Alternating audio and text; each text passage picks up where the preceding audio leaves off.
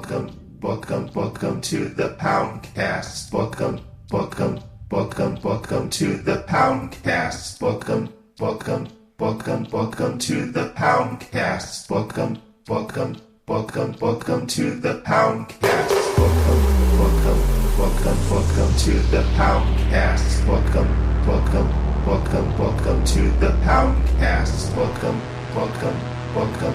to the Poundcast. Welcome to the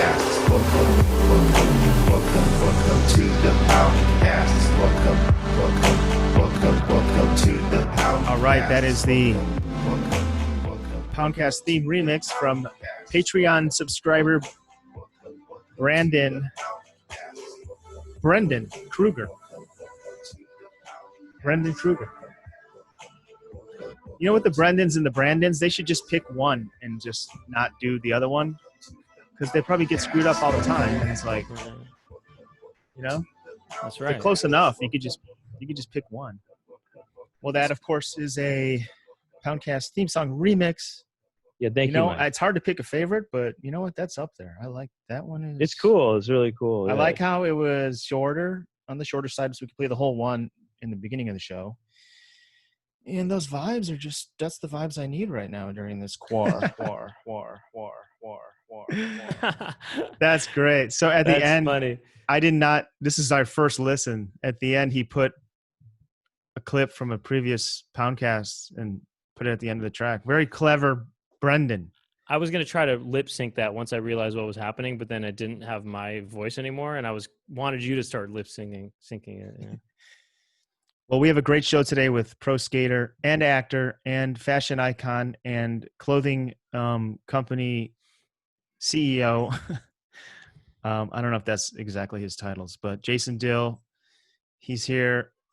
And he's a fascinating person. We're psyched to have him on. But first, let me tell you a little bit about a little something called Louisville Vegan Foods, Louisville Vegan Jerky. All right? Tell me about it, Brent. All right. This is the best vegan jerky that a man could buy. As for a woman, that too. That's right. Louisville Vegan Foods, as usual, is our sponsor.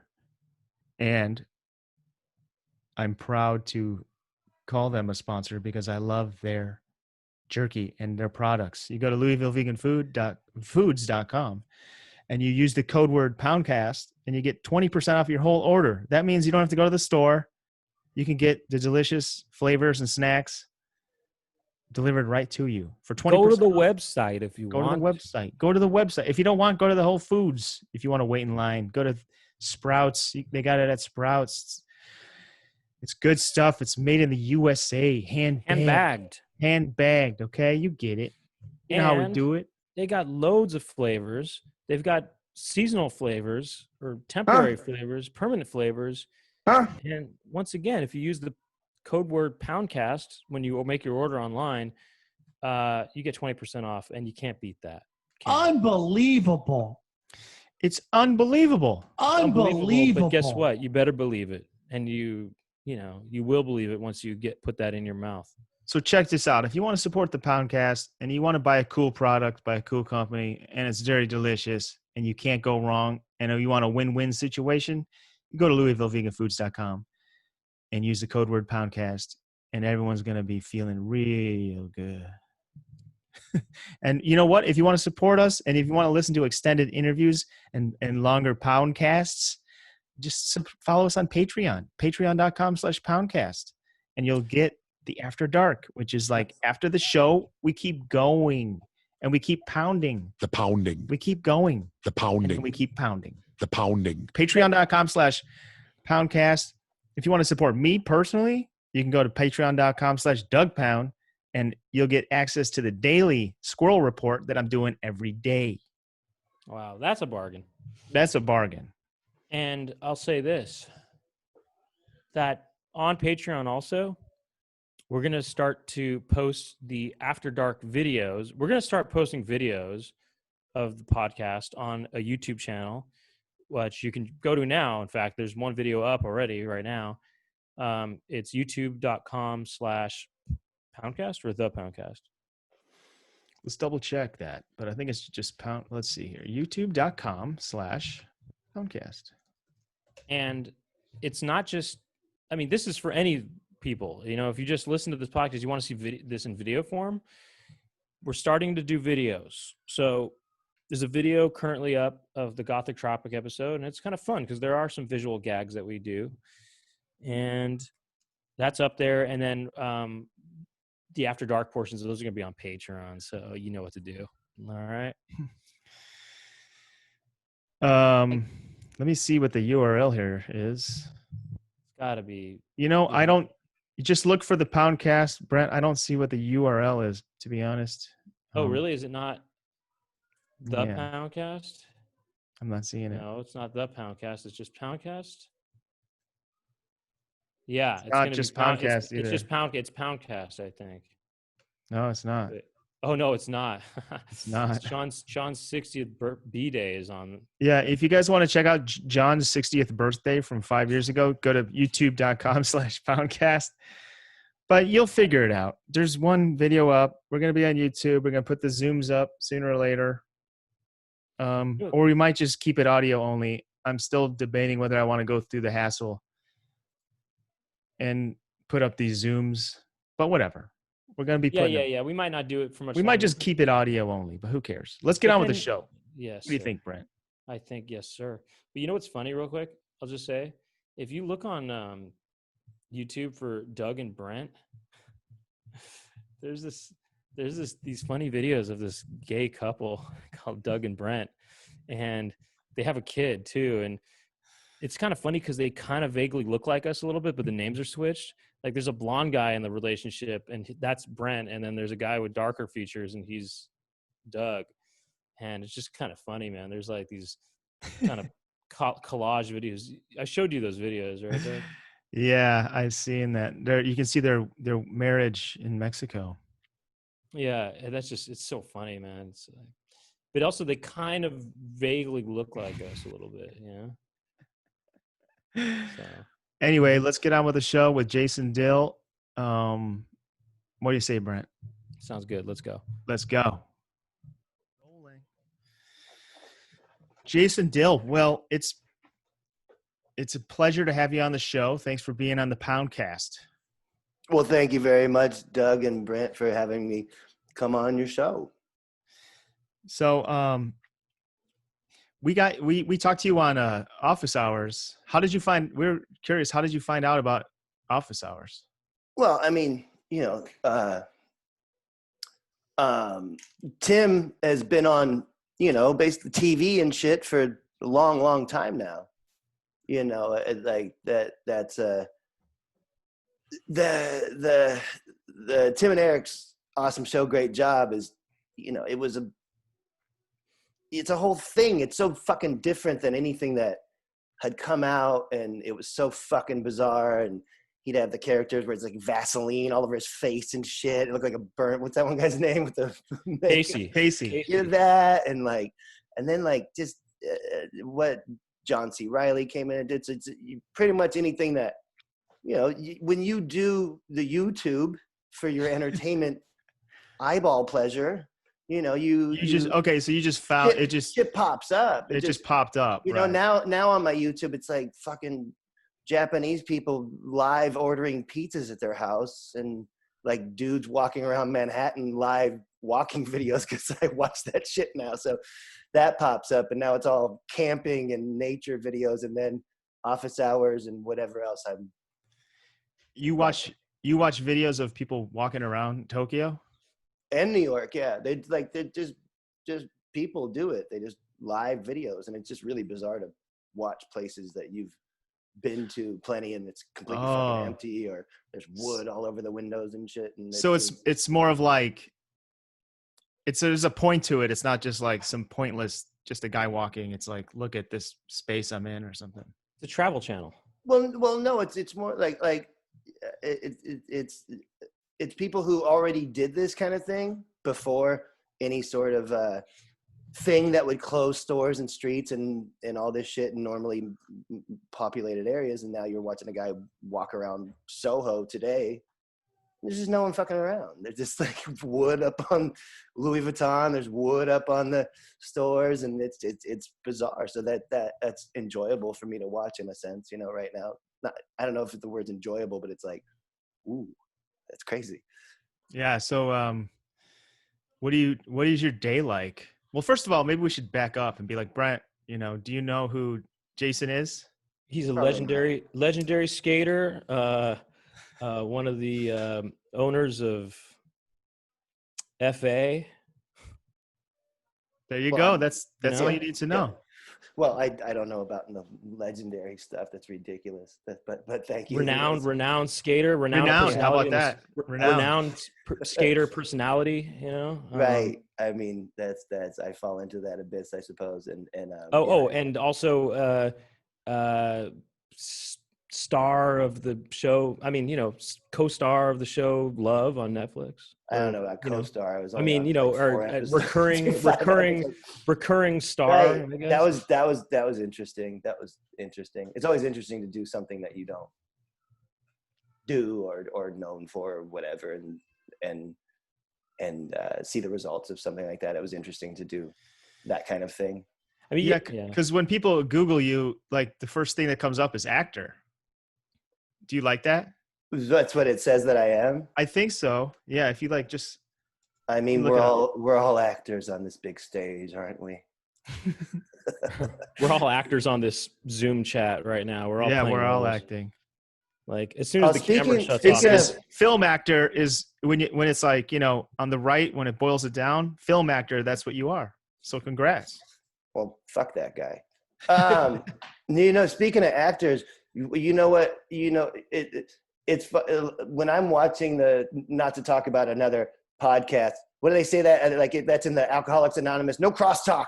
Okay, one podcast can't be talking about another podcast, and something happened, and then we're living in virtual worlds. No, but you can't talk away. You can't get out. But man, like it's like the sound drops. I really.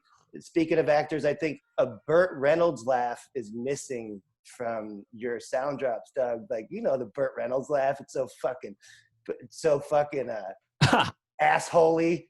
It's, but I would love that. I would love a Burt Reynolds laugh or any kind of Burt Reynolds be thrown in there, and Dom DeLuise. I think that comes from. Last night I stayed up so late I watched fucking Tootsie. I'd love to talk about that. Yeah, I've seen that. And I watched. You guys ever watch the Cannonball Run?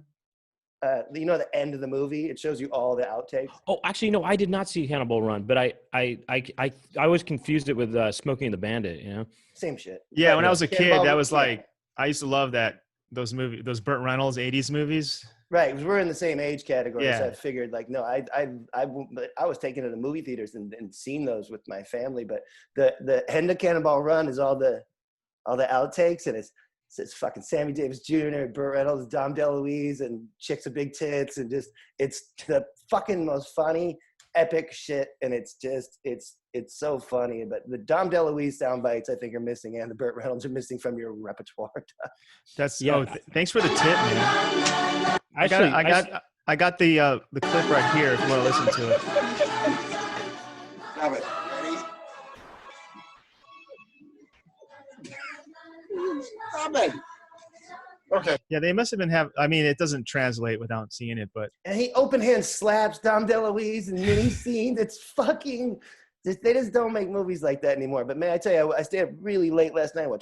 Watched Tootsie, and I tell you, man, that movie's fucking incredible. It's really well made, and it's a trip. I'm watching it, and everyone in that fucking movie's dead except for like Dustin Hoffman and Bill Murray and Jessica Lange. It's like every other fucking person in it is like well dead, like Dabney Coleman, the guy that's not Brian Dennehy, the other guy.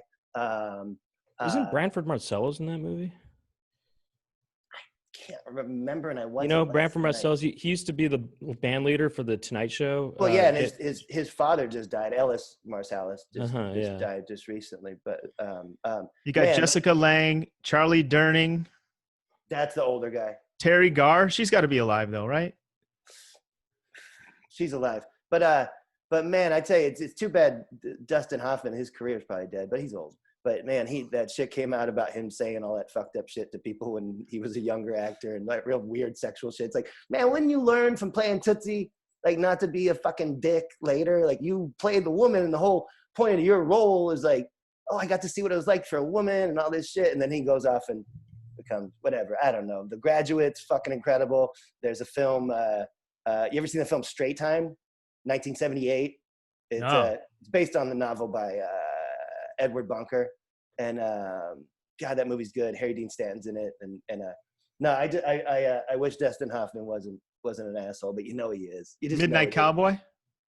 Midnight Cowboy's fucking insane. He played Ratso Rizzo, and then he's in that with that other fucking cocksucker, John Voight. He's a fucking real treat. Man, I tell you, I grew up like watching John Voight movies and all this crazy shit because like movies were so fucking psycho in the 80s. And there was a movie called Runaway Train with John Voight, which I think that's based on a Edward Bunker novel as well. Or he just wrote the screenplay. But Runaway Train, if you've never seen it, I wanted to turn into the way John Voight looked in that movie. He was so fucking raw and epic. And, you know, you grow up and then all of a sudden he's some cocksucker motherfucker and whatever. By the way, Branford Marcellus is not in Tootsie. I don't know where I got that from. But. You know what? I never saw Tootsie. Like when I was a kid, I remember being out and being on cable, but me thinking like, that doesn't look like that's for me, you know, but maybe now that I'm a grown ass man, I should watch it, give it a shot. Well, I mean, you know, it's what people show you when you were young. You know, luckily for me, you know, my mom was raising like the four of us kids. I have 2 brothers and a sister, and they have their father, and I had my father, and then he went away to prison. And so when I was about 8 years old, I would go see whatever movie they were going to see with them. So I'm sitting there, there we go, I'm 8, we're going to go watch The Killing Fields or Terms of Fucking Endearment or Out of Africa or The Color Purple. I'm just absorbing these movies as such a young person. And I know it did a lot for me to see all that really serious shit when I was a kid. But then also there was the Cannonball Runs. There was a Stir Crazy. With yeah, Richard you know, Pryor and Gene when I was a kid, I think the first rated R movie I saw was Stir Crazy. Right. And the first time I was a really little child, I was only like 6 or 7 when that came out, but maybe younger actually. And I don't claim to remember, but apparently we were on our way to see Stir Crazy and there was a really gnarly accident and my mom got out and like we helped the people and like the kids stayed with us until the authorities had to come and shit. I don't know. I'd have to ask my mom to recount that story, but we eventually went and saw it. I'm pretty sure we saw it at a drive-in movie theater. You reminded me when you were talking about John Voight. Yeah. I get him mixed up with James Coburn. Have you ever seen The President's Analyst? No. James Coburn is I know that name. I can't think of the face. It's kind of like a cowboy. Right. Or he plays that kind of thing, right? John Voight came to my class when I was in 3rd grade, and he talked to us about acting. No way. Where'd you grow up? I grew up in Los Angeles. Really? Wow. Yeah.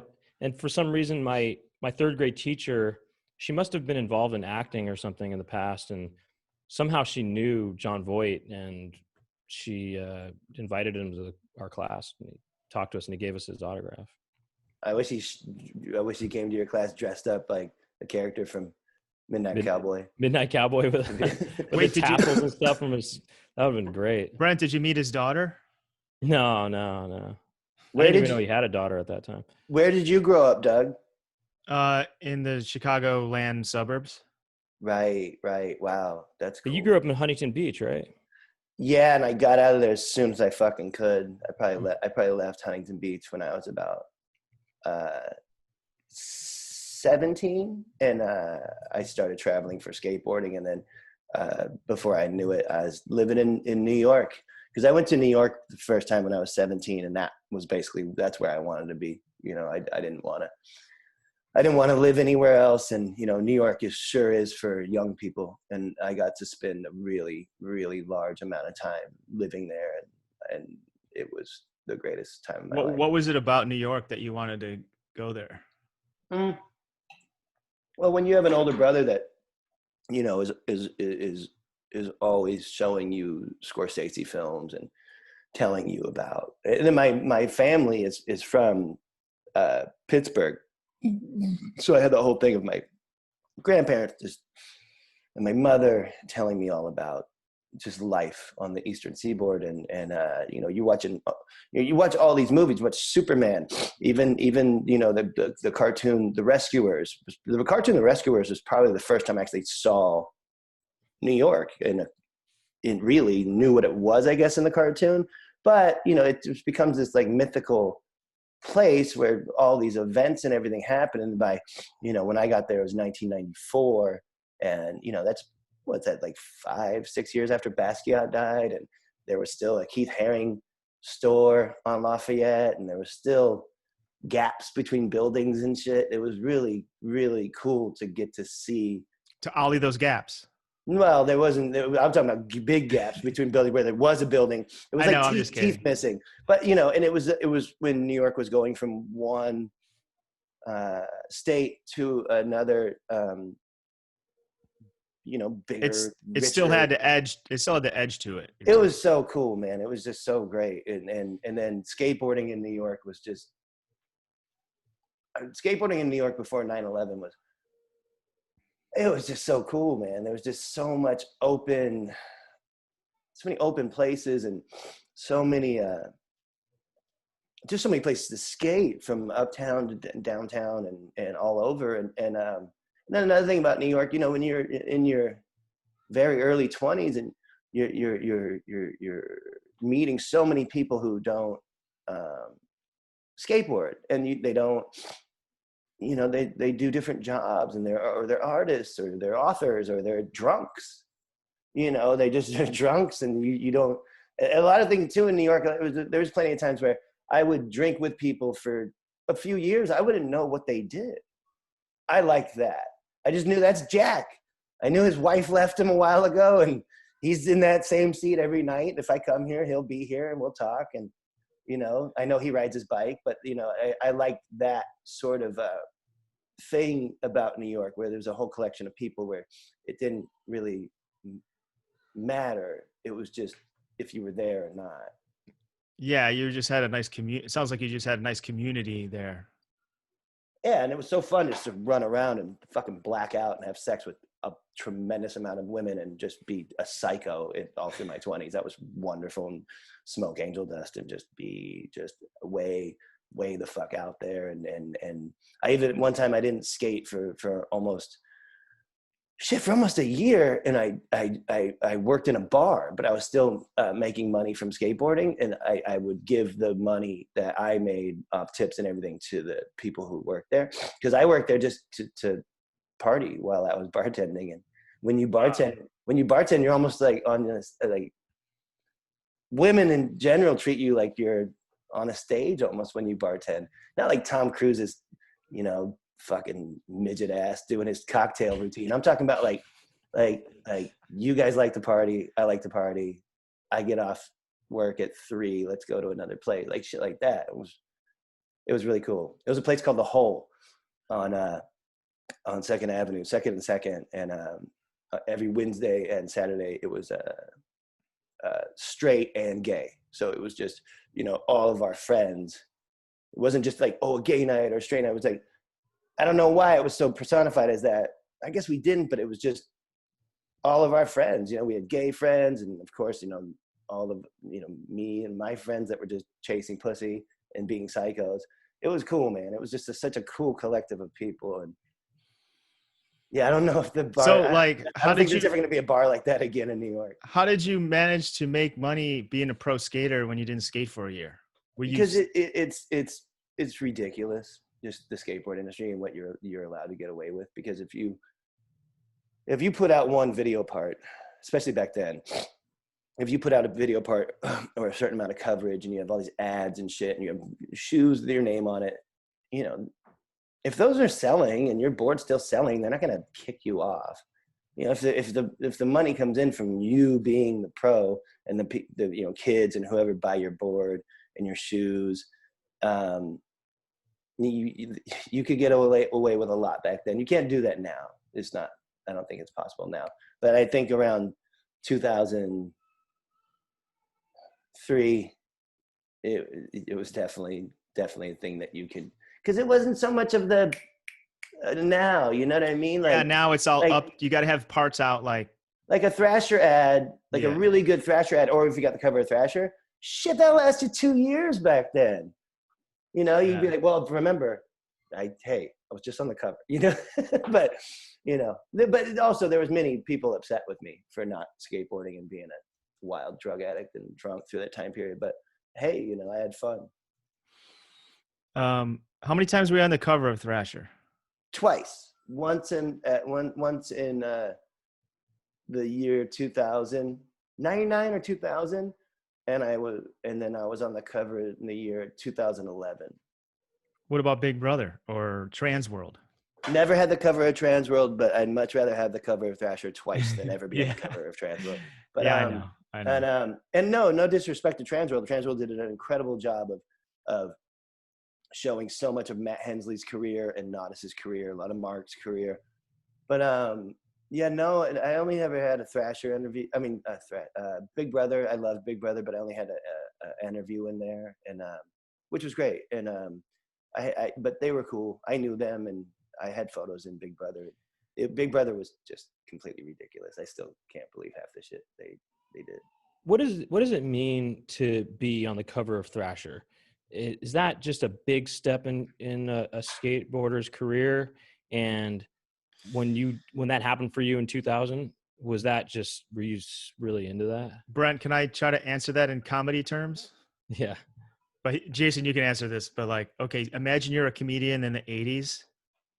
That's being on like Johnny Carson. And really? Then, and then he waves you over. Wow. That's the cover. Yeah. Really? Yeah. So being in Thrasher, just in the magazine, that's just getting on the Tonight Show. But then Carson telling you to come over, that is the cover. Brent, I think it's more like this. I think it's like you get pages in the magazine. That means you had a good set at the Comedy Store. You get the cover. You were on Carson. You did great.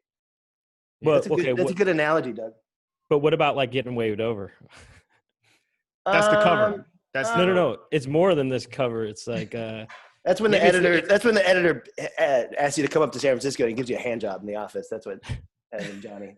No, I mean there's no analogy, but like you are blown away that out of all the great skateboarding going on, you got chosen in that image, in that place and time.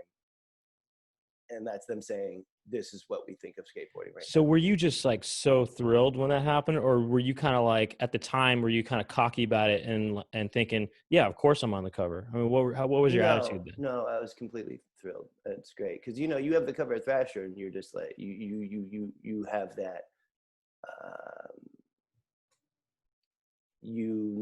that they've forwarded your career one more step. And I went over 10 years without having the cover again. And I was lucky to have the cover again. I mean, I had the cover again, like, shit, I was like 32 years old or some shit. Why do you think they chose you for the covers each time? It's just based on what you're doing in the moment of that time period and what you are doing in the picture and on the cover. They choose covers based on the trick, the style and the image and how gnarly it is. Like that's really it is. Like, skateboarding, that word gnarly, but like, if something's gnarly enough for the cover, like then it's, they're putting it they're putting it on a pedestal, if you're on the cover, and it's crazy. I still can't believe it's happened. And yes, I was absolutely fucking thrilled when it happened. Was there some kind of trick that you'd pulled off or something, or what was the gnarly thing happening with you at the time in 99 or 2000 or whatever? Well, or did you win a competition or something like that? Or? No, we skated contests up into about, because you had to, like growing up, you had to skate contests to get known and all that shit and whatever. in the early 2000s, that shit wasn't really necessary. Well, you know, there was a certain video that came out that was just about to come out for Alien Workshop, and it was called Photosynthesis, and it was a big ass video, and it was a really important video for that time. And I suppose Thrasher knew that was coming, and so I have a trick from the video that no one's seen yet, and I'm doing it. And it was a trick on a handrail, which is I was never really known for skating handrails at all, because you know handrails are scary. But anywho, they put me on the cover doing a blunt slide down a handrail where I had to kind of go over this gap and down this like 8-stair rail. And I suppose it was just original enough that they liked it. And when I got older, I just couldn't believe that they put me on the cover again. That was some crazy ass shit. I got a question about that video, and you've probably been asked this before, but why did you walk down the stairs?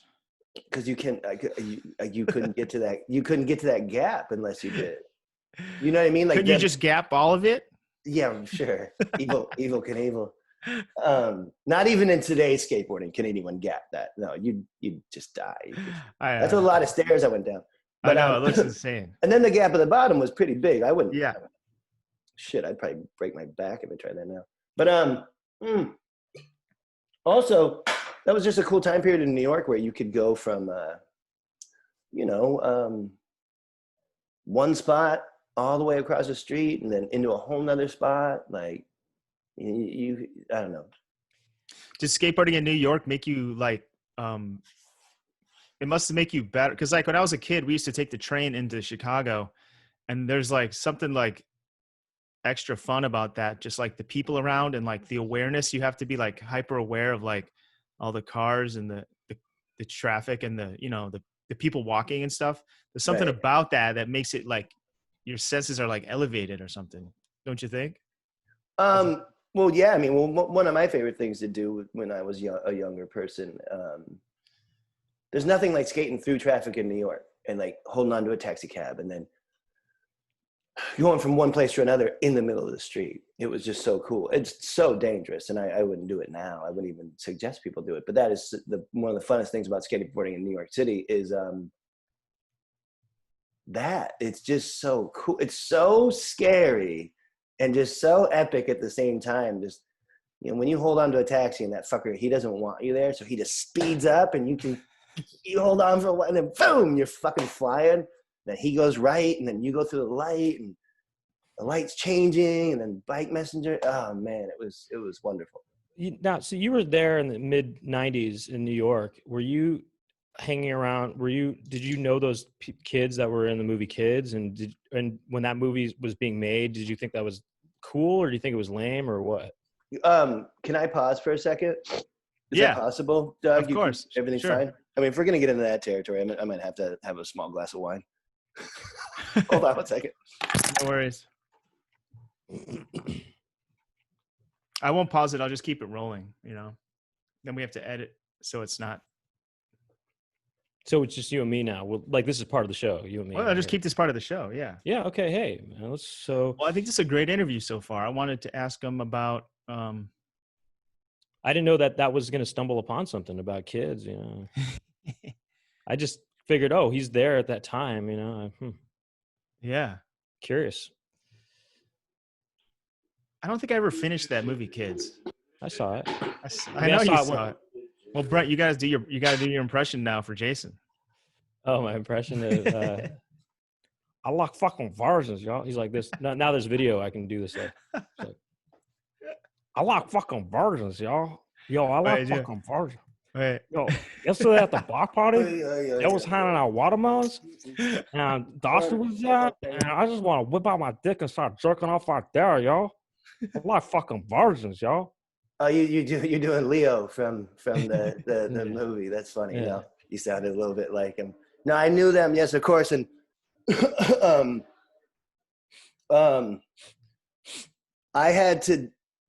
I was 17 and when Kids came out, and I went to see it at the Angelica Theater on Houston, and I couldn't get in, so I had to get my friend Jimmy Pelletieri from DC to take me because he was over 18. So I thought that was pretty fucking interesting. You weren't old enough to watch kids? No, not by myself. They wouldn't let me in. Oh my God. In 97? No, it was I was 17 in 94. Yeah. Okay. Right. No, I thought. Okay, that must have been. Yeah, I think the movie 90 came out what 95 and 96. 94. Yeah, Oh, 90, okay, yeah. well, 94, 95, but I definitely wasn't old enough yet. Yeah. And so, Jimmy had to take me to the Angelica and like be like, yeah, he's with me. Cause you can go to an R-rated movie with a guardian. You know? Oh, so he was your guardian. Mhm. Now, did you like it, or did you think it was? Or what did people think about the movie? Or did they think it was cool? Well, I or think did I they had, think it I think, not to cut you off, Brent, but I think I had a fishbowl perception of what it was because I'm skating with Harold and Justin or whoever at Astor Place the night before or at the Banks or whatever. And then I see the movie. I came out of the movie. I was like, holy fuck. You guys were just running this. It was insane. Like, that was fucking crazy. And then, like, first seeing, like, Chloe riding her bike around New York and be like, oh, my God, she's so cool. Or, like, Rosario Dawson. I was like, oh, my God, she's so hot or whatever. And, like, and then later becoming friends with Chloe, whatever, like, they were a little bit older than me, just a little bit. But that's that time period. If you're 17, someone's 19, they seem on a higher, Right. Yeah. incline. Year by year, it's like, I was like, I still had pimples and shit. Like, there's a photo that this photographer, Ari Markopoulos, he shot of me outside of the Supreme store in 1994. And God damn it, I look at that photo now, I'm like, fuck, man, I'm a little kid, basically. I was small for my age. I didn't really grow till I was 19. But I was like a little kid. I had like a weird pompadour and I had pimples. And I'm so thankful that I got to experience all that and then to go see a movie. And it's all these dudes who I've been skating with. It's just like, I think it just encouraged me to be more bad, probably. But yeah, that movie's psycho. It's great. That movie. Did you see when they were shooting the movie? Or no, because that was like the year before I got there that they filmed it. Because movies take that long, or whatever. So, but I had heard like them say like Harold would say like, I'm gonna be a movie star. Watch, I'm gonna be a movie star. I loved Harold so much, so I was like, yeah, he probably will be a movie star. But man, what a movie for those guys to be in, and it's crazy. How did you get into acting? I don't think I have. I mean, you mean that Love Show? Yeah. You've done it. Yeah. Like, for example, the Love Show. How did you, get into that? How'd you get that role? So, I don't know. You might know her. It's a woman named Leslie Arfin. She's married to Paul Rust. Yeah. She had said to me like, hey, we're doing this show and, it's this comedy and whatnot, and I'd like you to be in it. And I thought, man, no way. Like, I'm not gonna, I can't be like, she explained the premise and like, it was like a love story show and it was like a comedy. And I was just thinking, man, like, yeah, I was really insecure. This is like what, 4 or 5 years ago now, 5 maybe. It's been that long. Geez. Yeah, it's crazy. No, time's fucking flying. I'm very scared.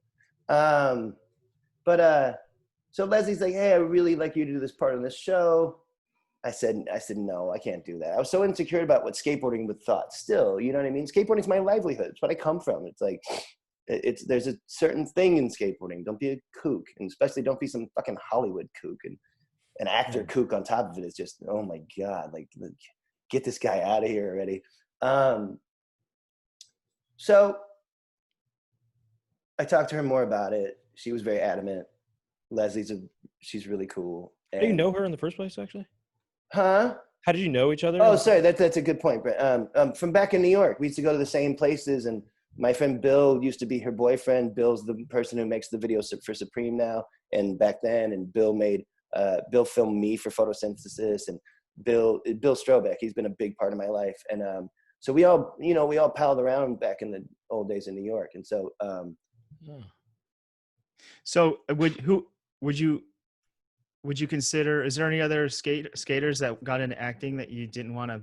You were afraid you're going to be like another guy named No. Jason, perhaps? No, not at all. No, because I grew up like in the same place as Jason Lee, and like Yeah, that's what I was saying. I looked up to Jason mega, and Jason was really funny. Like when he like you remember those guys are now older than me.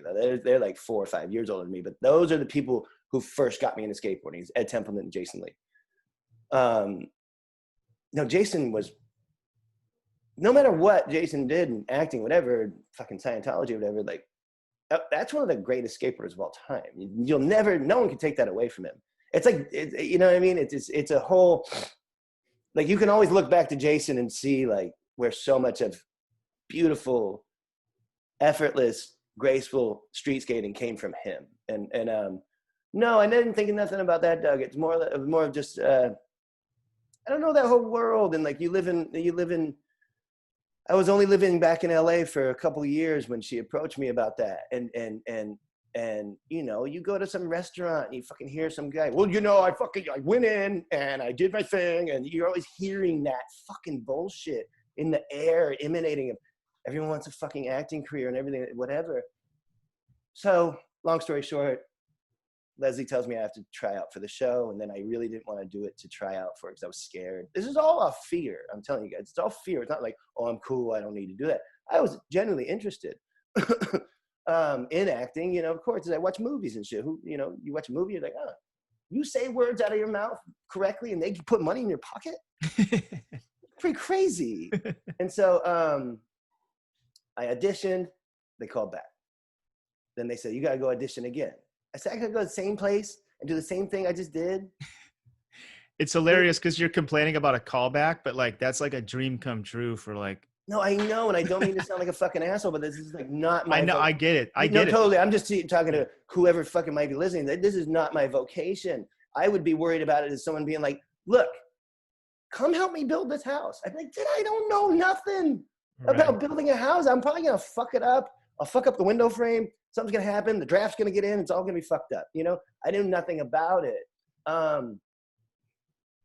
So I auditioned again, and the lady was super fucking cool. And I wish I could remember her name. She was a casting agent. She casted all the Superbad and Is it Jeannie McCarthy? Jenny McCarthy from Playboy. Jeannie McCarthy? No, not Jenny McCarthy. No, it was singled out, but no. Anyway. I can't remember her name, but anywho, so I went in again, and the next time they said, okay, can you go to Sony Pictures and audition for Judd Apatow and all the writers? I said, no, come on. Fucking, like, that's crazy. And fuck, I did. I went there and I did. And then somehow I ended up on the fucking show. And it's crazy. How did you prepare for these auditions? Did you work with my brother helped me. My brother's an acting teacher. And I'd never had him teach me acting before, but for this, he did. And my brother teaches acting, and he teaches people basically how to audition and not look stupid. Like, what are some tips you can give us? I'm curious because I never took an acting class, and I've done auditions, and I always suck. And I'm just like, I need. Yeah, what did your brother tell you? Tips. I'd say one of the big ones is don't have the sheet in your hand. Memorize it. Don't use the paper. Right. You know, memorize the shit. And you know, that's such a big part of it, I think, is that, excuse me, they're looking for someone who, I suppose, is a pro. No, I don't think so. I think, especially with that show, they wanted more like real people, I guess, you know? Yeah, but someone who can do it without relying, as far as holding the paper, it's kind of a professional level of professionalism, perhaps. Well, my brother, you know, he'd been teaching for quite a while, and you know, that whatever he told me to do, I did. He said, and you know, look, you know, one thing that helps with acting that I found, with the little amount I did of that acting, it was 2 seasons of the show, which I was only on for maybe 4 episodes, but It was enough lines though to have to remember that it was, you know, it wasn't something that I was like, yeah, whatever, you know, I'm just gonna fucking I'm gonna be good, whatever. No, I was tremendously afraid doing the whole entire show basically until about the end of the last couple times I was on it. Then I wasn't afraid anymore as I kind of been through the motions. But no, my brother basically was like, look, don't go in with the sheet of paper. Go in ready to shoot the shit at them, and you shoot the shit at them the way you shoot the shit at me, and I'll tell you when I think you've done a good job. And that's what he did. So, you know, I would just basically do lines with him over and over again. And then I'd do lines with him so much that I'd remember, you know, from doing it. And then also I like to read. So that I believe is conducive to memorizing lines. Had you never auditioned before this? For an acting role? For acting jobs, yeah. No. And No. so how nervous were you when you went in? Tremendous. Were you Tremendous. shaking? Like on the cusp, like quasi, you know. Did you mess the lines up at all?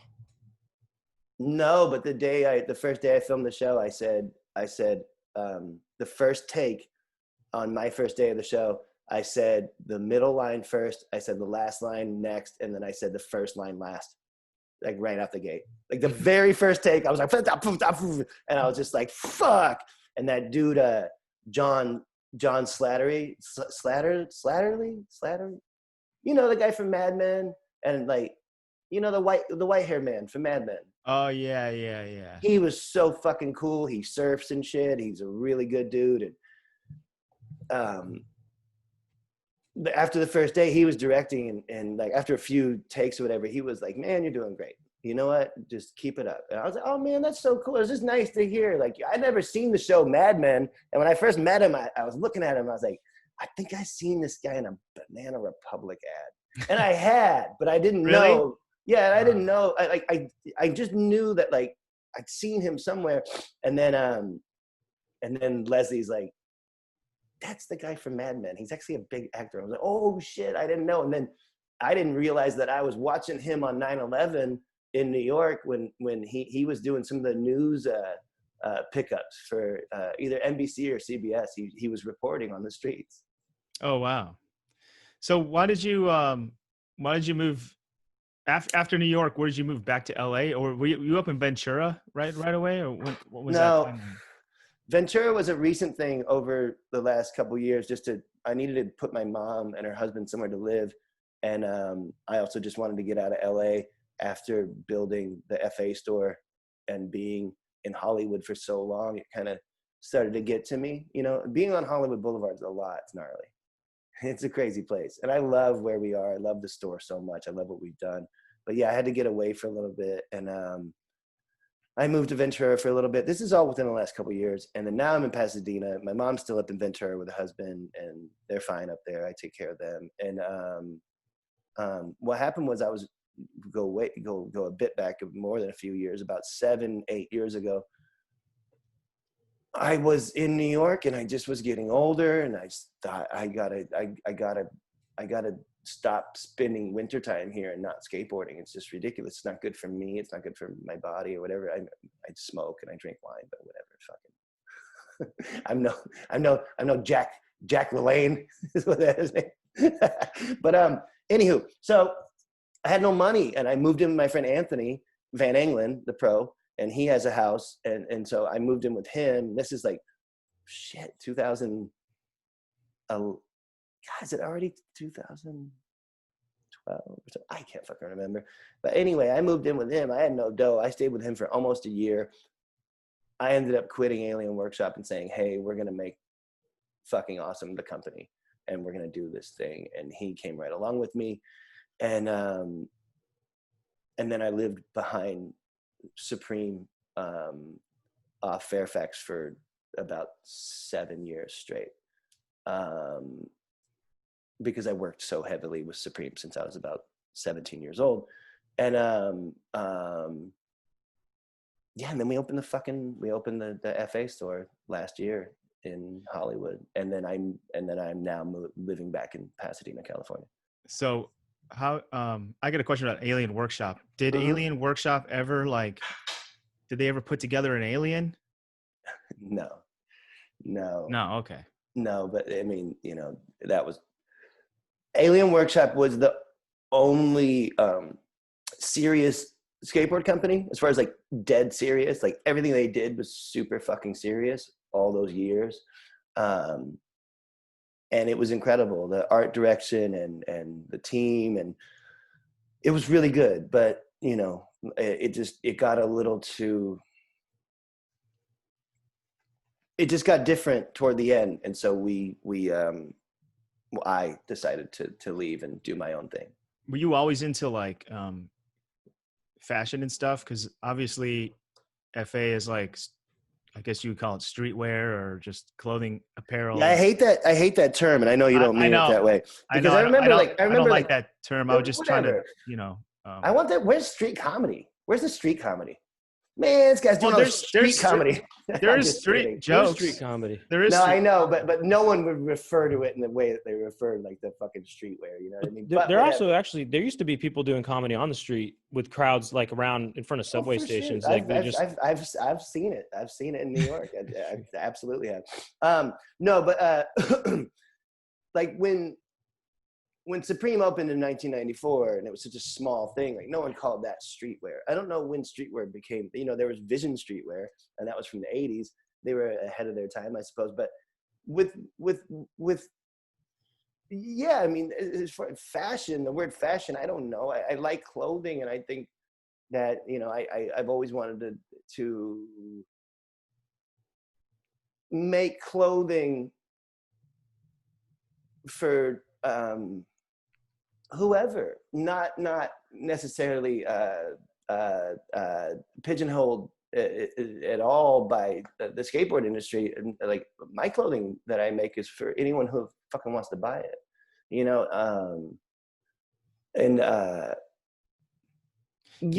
there's a big it's a tremendous feeling when you get to make an entire line of clothing and everything kind of hits the way you wanted it to.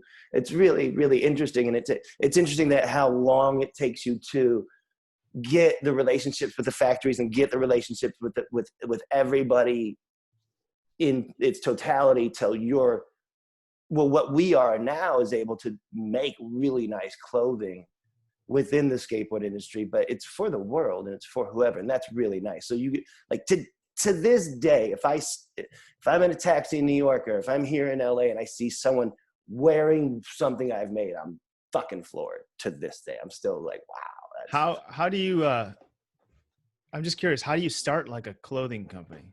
Like you say, you got to get the factories. Like, where do you start? Man, I tell you what, man. Like capital. Right. That is the one question that I get asked from a lot of very young people these days, and I have been getting asked for a number of years now. It's like, shit, I'll be eating dinner by myself somewhere in LA, and like some dude will come up, hey man, I don't mean to bug you. I just want to say, like, I really like FA. Now, can you look at my designs and can I show you my company? I'll sit sometimes and talk to someone for like 30, 40 minutes, man. Like, look, that shit's kind of bobo. You should get rid of that. That's way too computer. You need more realism. Everything looks like it's computer made and whatever. I'll get, if someone asks, I'll give them my time. Because if someone's coming up to me in a restaurant out in public and they're like, hey man, I like what you do, I almost feel obligated to be like, hey, all right, show me your shit. I never asked, but 9 times out of 10, they're like, can I show you my latest? No, I don't really mean like, No, I know you mean, but it's in the same ballpark of like kind of, not you asking it, but like that question of like, how do you do it? Shit, I don't fucking know. We've been doing it for so long now. Doug has some designs that he did want to show you. Yeah, if that's totally. Okay. I have the t-shirt I made. I want to show you. Right here. Ask to Dad. Ask to Dad. Yeah. That sounds like a weird show that Bob Saget was on and no one remembered. Like, what is Ask to Dad? It's kind of a long story. Basically a joke I used to do on stage. It was my closing bit about the most forbidden sex act. But I thought I'd make a t-shirt about it. What was that? But I know you get hounded all the time about designs and stuff, but I have some design ideas. It's not graphic ideas. It's different types of shirts that I wish existed. For example, t-shirts with pockets. If you made a t-shirt with like a kangaroo pocket, dude, I'll buy one for every week. I'll make a T-shirt for you. That I have another. You want to hear my another idea? Well, let me tell you. This is my T-shirt I'm making only for Doug. It's a picture of Gary Busey, dead center, and above the picture it says "Get Busey living," and then below the picture it says "Or get Busey dying." How about that? Dude, It's easy. It's that easy. When you're trying to think of stuff, or you're cutting stuff up and putting it together, because that's what, either I'm painting a picture, I'm cutting stuff up and putting it together, or I'm drawing something, or I'm hiring an artist to paint something for us or to draw something for us. And, you know, you figure out the way you want to do it. There's plenty of times all the time in my head when I'm, you know, actually when I'm on a deadline and stuff, and I have to come up with this shit, you'll get the dumbest ideas. The dumbest ideas come fucking racing into your brain. And that's "Get Busey living, get Busey dying," which I would never make. It's so fucking dumb. That would be a good shirt for like Ricky's in New York, maybe, or Spencer's Gifts. Right. Yeah. Yeah. But I don't know. Tell me your shirt idea, Brent. Well, all right. So basically it's a shirt that there's a hole on the bottom of it so that your penis can go into it. So you don't have to worry about lifting your shirt up when you go to the bathroom. If you're standing up to go pee, you know, you could just pee out of it right out the shirt, you know, and not even have to wear underwear. I think that doubles as underwear and I think the effort that joke took to think of is way bigger effort than it takes to lift your shirt to pee-pee. No offense, Brent. I'm no comedian. What about this? What if the shirt wraps all the way around? It doubles as a diaper also. What about the fact that we all wear these boxers that have the hole in it, and none of us use that weird little hole? I suppose that's just ventilation. I don't wear boxers. I wear briefs only. Always been wearing briefs. Well, that's okay. You're a true American. They all have the hole. Even the briefs, it has that thing you got to like painstakingly slide apart. And it's like no one's going to do that. I think it's just for ventilation. It's just for looks, because it actually adds more fabric, because it's double walled fabric right there. Oh, so you make you feel good about your package. It's less ventilation. It makes your package a little bigger, a little couple millimeters bigger. I like people should make more masks out of the front of underwear. Then that's a pretty cool idea. And then if you got to eat, you just peel it apart. Calvin Klein should make it so the band of the underwear goes across here, Calvin Klein, and you just got the underwear on your face. They could have ads with Justin Bieber. Yeah, design. That'd be cool. Just design for a mask is just to look like a brief, you know, just a brief across your face. Just that you just go to Walmart, you just have women's underwear on your face. Oh man, I have another idea. It's a T-shirt, but it's got a zipper. It unzips. I think Michael Jackson invented that. So a T-shirt? No, a zipper T-shirt. A zipper T-shirt. I think he did. I think he's the first person I ever saw that had zippers on his T-shirt. But those are just for looks. I want my ideas are all functional ideas. Pockets. I want like the benefits and the pockets of a hoodie, but with the lightness of a T-shirt. Well, I tell you, I work for Adidas, and we're doing all this clothing for Adidas. It's fucking awesome with Adidas, and we made a bag, and when you unfold it, it turns into a jumpsuit. So even when you have the bag with the jumpsuit, there's still room in the bag for like beers or your phone or whatever shit. There's still plenty of room in the bag, but it's a bag that turns into a jumpsuit. Jumpsuit turns into a bag. I was pretty happy with that. That's pretty cool.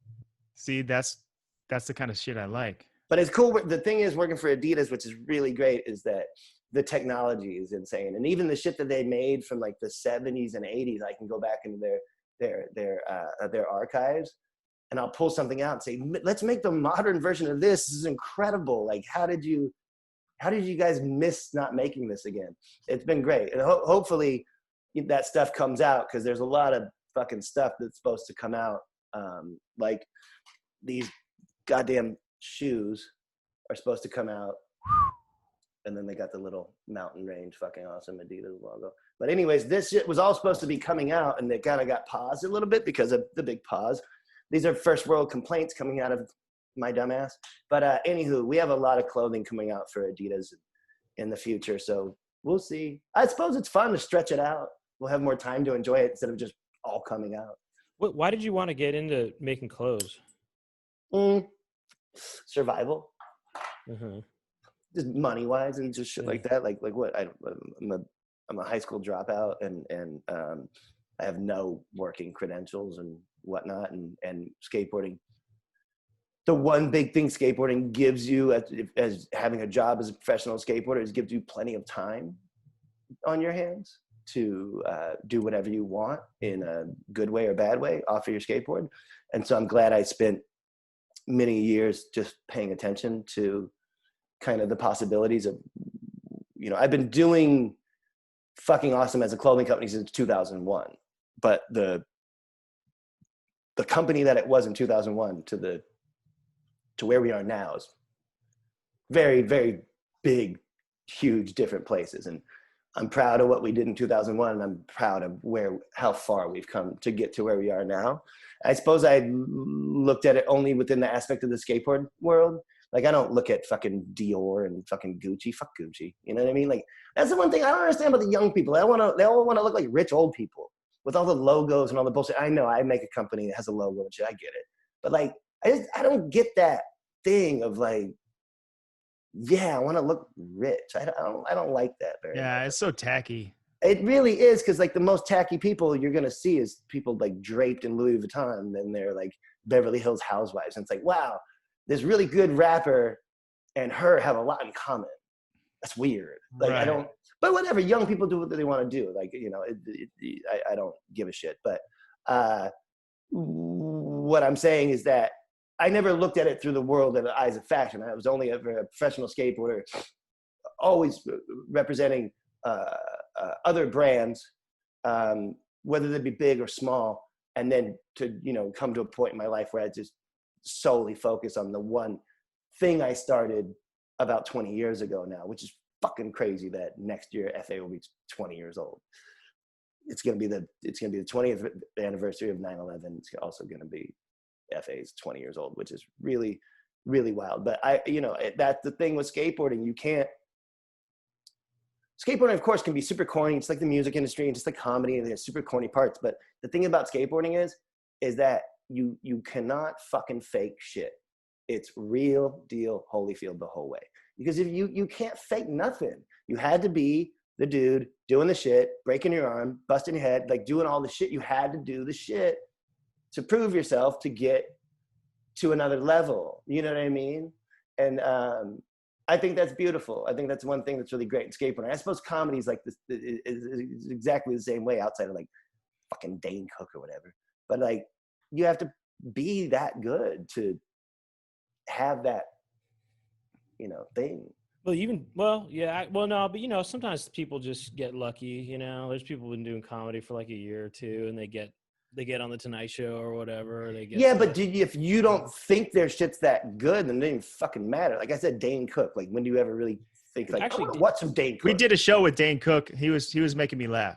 Dane Cook actually good for Dane Cook. But when I think of comedy, that's the last name I'm gonna think of. And then what's this whole like?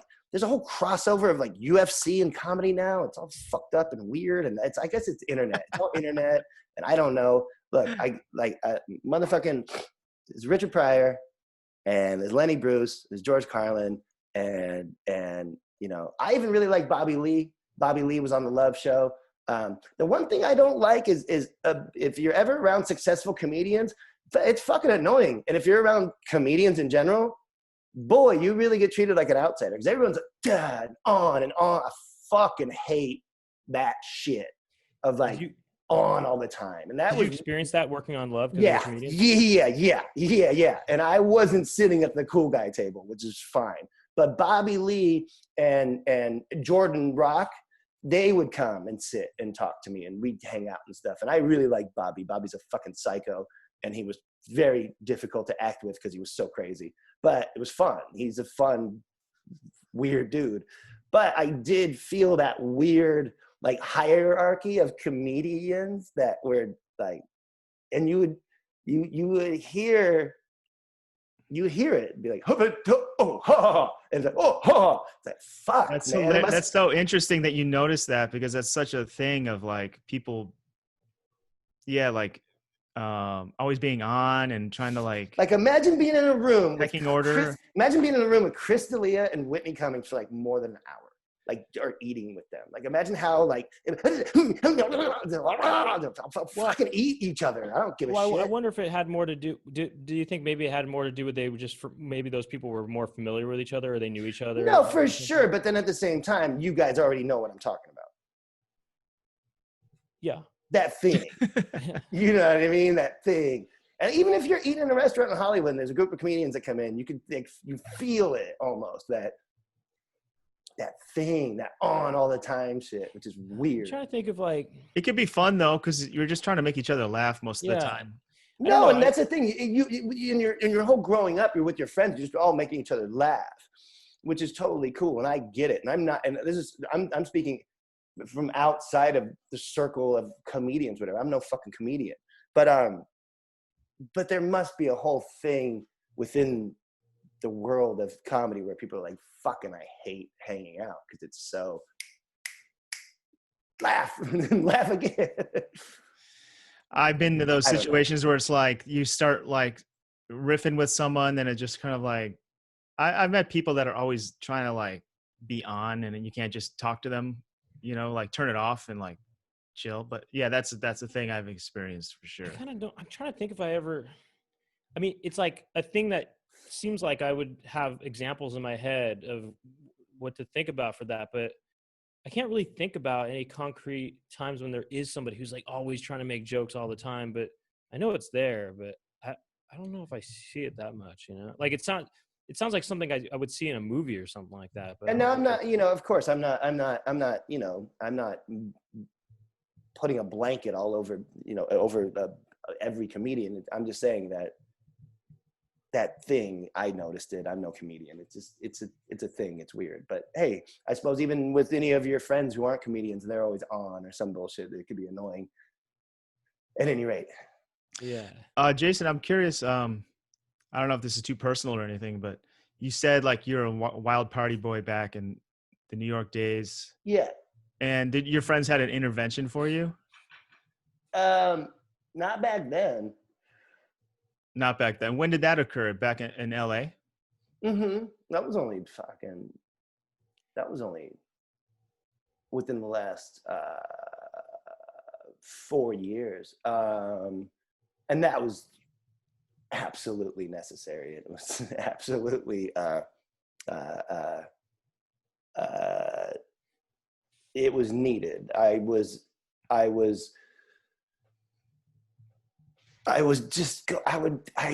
get flown to Japan a lot, working for Supreme, and I just started to kind of losing my mind with all the traveling and whatnot, and I had a lot of work to do, and I'm using that as an excuse, but there was so much. Basically, to me, if the company didn't succeed, then I'm gonna fucking fail, and this whole thing's gonna fail. And like, you would think like, oh, this is the best time for you to clean up. And I was clean for a time period, meaning not on drugs. And then right around 2014, 15, 16, I started smoking speed. I was doing crazy shit. Not every day, but I was really willing to just, wherever I landed in the world, I was ready to be like, fuck this, and just kind of just go out there again. And I handled myself, for it's kind of all right for a few years, but then, that shit catches up with you. And I learned a lot from my friends coming together and saying like, look, man, like, we love what you've done so far. We love you, but you're being a fucking asshole and you're being fucking crazy. And we're not into you doing this and living as if you're going to die. And I totally got it. It's like, there's nothing good's going to come out of smoking speed in Tokyo for 3 days straight and then getting on an airplane and shoving a bunch of Xanax down your throat. Like, it's nothing good's going to come out of that at all. And I was getting too old for the bullshit. And I'm a bit ashamed that I got so wild again, because I had toned down for a while, and then I don't know, but there was a lot going on, and that's an excuse too. People have a lot going on and whatever, but I'm glad my friends did that. And now in my life, I walk and I read my books and do my thing. And I'm actually sore right now from skateboarding for the past couple of days. And I indulge. I like the marijuana. I like red wine, but red wine's not whiskey. It's not Jameson. And so I have a doctor, I go for checkups. It's just, so much of what I do now is way different than what I was doing when I actually walked into my own intervention. And so, I don't recommend an intervention for anyone. They're very sad. Yeah. So was it difficult to make that, to make the change from drugs to, did you have to go full sober, or were you like, let me just smoke and drink wine? Well, no, that took a while for me to feel comfortable with myself or anyone in my life, knowing that I was going to be like, hey, let me drink some wine. Let me just still have my weed. I'm not going to go back to what I was doing. So what I was doing is like, this is all fucking first world complaints. It's so ridiculous. But hey, a drug addict's a drug addict. And I would spend so much time on planes, and I go to different places in the world. And once you're so far away from your group of friends at home, no one sees you. I'm not fucking Instagram and shit. Like I love being hidden. So if I was in Tokyo or if I was in Paris or wherever, I knew wherever I went, no one would know. I wouldn't see any of my friends, and I could still get away with like taking pills all day, which is ridiculous. And I look at having I struggled with pills for such a long time, and looking back on it now, it makes me nauseous. Like we're talking right now, and my palms are so sweaty. Like I hate the feeling and the memories that are conjured up from chasing drugs, chasing Vicodin, chasing Xanax. But I was just trying to shut everyone out, do the work for the company or Supreme, and just leave me alone.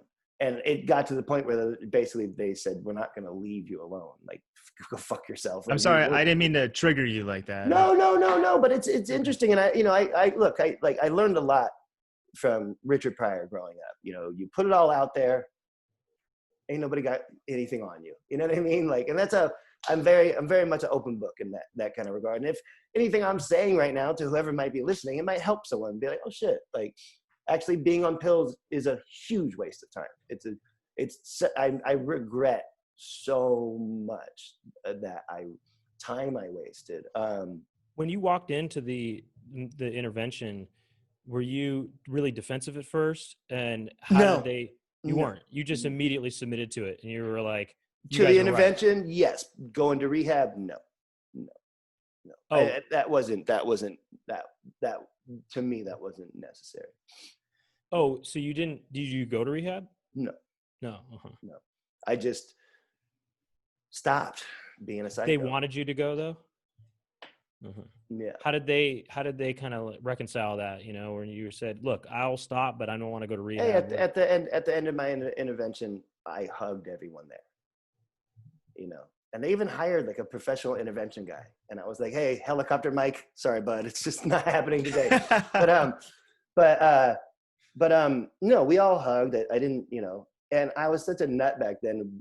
I walked home from the intervention. It was like 9 miles or some shit.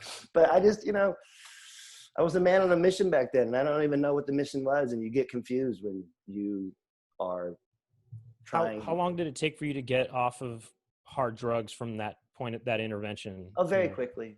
Yeah, very quickly. It wasn't easy, but it was very quickly. And again, I'm embarrassed about how ridiculous a pill habit is. It's just so fucking dumb. It's such a big waste of money. But I guess if you're scared about every day, then you use that to subdue fear of the everyday. And you know, I've always lived my life in a kind of my resting state is fear. You know, I've come from fear. Like everything I do is based on a huge plethora of many different fears. And the company I make and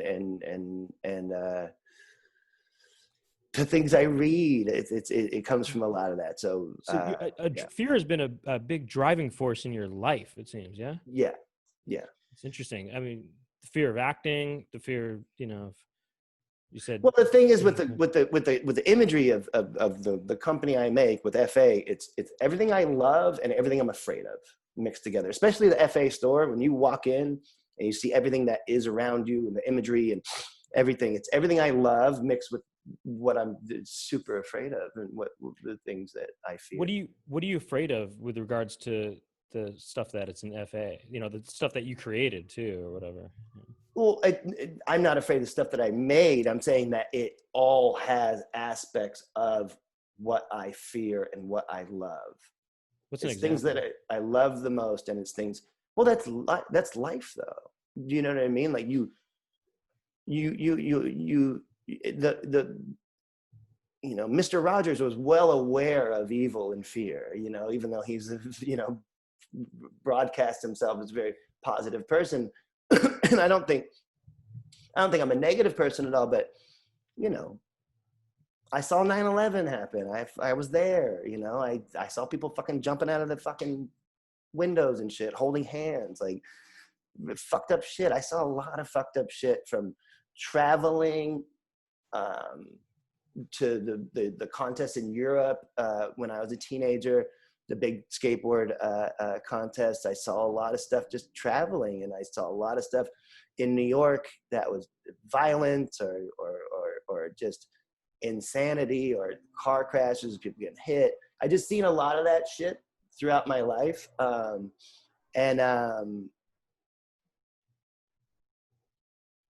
Yeah, I suppose that's my way of, a human way of storing it or having it is, you know, to not, it helps. Basically, it helps the way I make product. It helps the way I make clothing. I think it helps for just, I don't know if help is the right word, but it's kind of where I draw inspiration from, is fear. Jason, I got a couple more. We could probably wrap it up soon, but I have do your thing. Couple more questions. So you still skate? Where do you skate? I know you live in Pasadena. Do you go to South Pass? Well, they closed the park. I've actually never been there, but one of the dudes who's pro for my team, he for fucking awesome. He lives right down the street. His name's Aiden Mackey. He grew up here in Pasadena, so he grew up skating that park. That park's closed, and he asked me to get. He has a video part coming out through us, and so he asked me if I could film a trick for his part. And at first, I was like, "Oh, my back," but you know, no, I'm more than willing, and yeah, I want to. And so the other day I was just skating by myself in a parking lot of a school, and I got kicked out. Thought that was funny. There was no yeah, one it's kind of cool how the one of the cool things about the lockdown is like their schools are like empty, like skate spots are kind of empty. No, totally. But I go to this parking lot by myself. I'm skating a parking block, and this guy's like, "Hey man, sorry, you can't skate here." That's weird. No, but whatever. And then I skated with my friend Matthew a couple days ago. He's actually my assistant for FA, and we went and just skated the hills around here. There's a lot of kind of big hills around here. I was kind of scared. We were going. You just bomb hills. Like, you know, not like the kids in SF, that if you want to see some psycho skateboarding, you watch the modern day SF kids and what they do on hills there. Shit. I mean, they're doing this life-altering stuff down hills. I'm talking about me being my age and, bombing some hills in Pasadena, which is nothing compared to what they do. But hey, I was going a little fast, got a little scared, So the painting behind you, is that your paint? Is that your art? Yeah, that one's not done at all. I just wanted to fill the background with something. And this one's done. It's two tigers eating an antelope, and then there's the baby in a bonnet going Kind down of biblical, huh? the water. I don't know. It's Fear-based. Who's that? Moses? Or That's so funny. And I tell you, I never thought that when I was painting that. I never thought of the story of Moses and all It's that. Willow. It's from Willow, right? Oh yeah, Willow as Willow. as well. God, what was that guy's name? Warren. Warwick Davis. You did it. Warwick Davis did it. But I like painting a lot, and that's what I've been doing lately. Is that how you spend your day?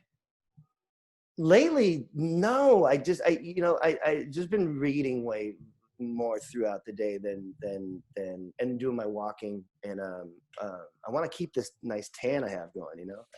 Brent, he reads and walks at the same time. Oh, really?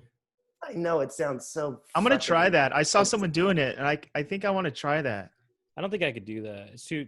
I can't really multitask. I need to just do one thing. Well, I tell you, I was probably about 18 or 19 years old, and I was in San Francisco, and it was in the evening. It was a little bit misty out. We were walking down the street. We were right by the Lusty Lady, if anyone remembers that zone, right by the Big Al sign. But I saw this professional skateboarder named Julian Stranger, who's pretty big fucking deal. Yeah. And so Julian was reading while he was carrying his board, walking down the street. He didn't see us at all. And I remember thinking, man, that's so fucking cool. Like he was just walking down the street in the evening in SF reading. I just thought that's super fucking cool. And so I always like walking. I love walking. I walk all over the place. I think, you spend enough of your time, in New York, you walk so much. So I always did my walking. And so during this time period of a whole lot of shit being on hold and having a whole lot less FA work to turn in and everything, and the days being a little different, that I really took to it. And the thing is, you can't do it. That's why I was impressed by seeing Julian do it in SF, because he's like, there's people and stuff, and he didn't care. He was just going. But here in Pasadena, there's fucking no one around me. I'm walking in the middle of the street. You know what I mean? There's poo-poo, though. Well, this isn't France in 1992. It's still Los Angeles. A lot of people don't pick up after. I don't know. Pasadena's a bit where I'm at in Pasadena. I haven't been in a car or out of this neighborhood in over 3 months. I'm in a very, very housey neighborhood in Pasadena where I really don't see nobody. And that's what makes it easy to walk and read. It sounds wild, but if you take like a piece of cardboard, like this, and it needs to be a little bigger, but that can underline where you are, like the paragraph. So as you're walking, you're just pulling down the card, and also like to read 10 pages while you're walking. It gets fucking difficult. It's not easy, but you're not like jarred. It's a lot of like, as you're walking, you're like, oh shit, a squirrel, So, Squirrel? Yeah. I love how ridiculous and out of control the squirrel stuff has gotten. And then what did Tim put up? That I'm asking you with peace and love, no more squirrel videos. Is that what he said? Some shit.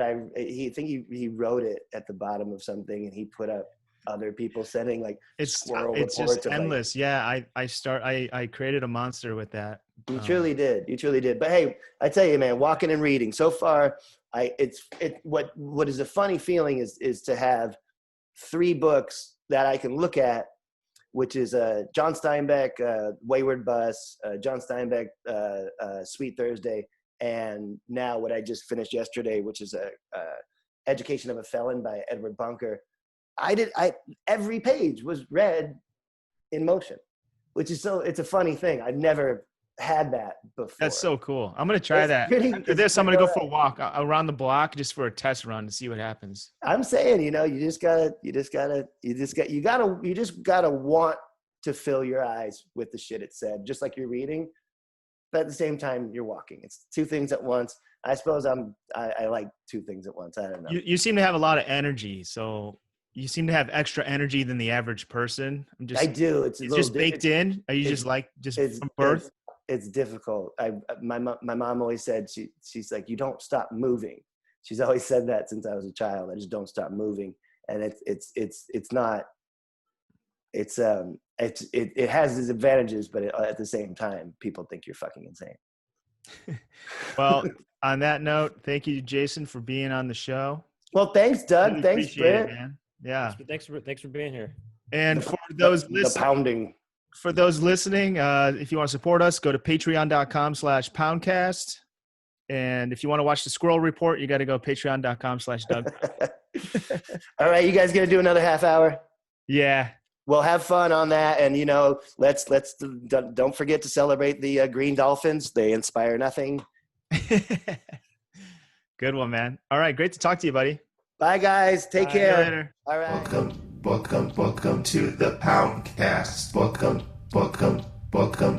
to the Poundcast. Welcome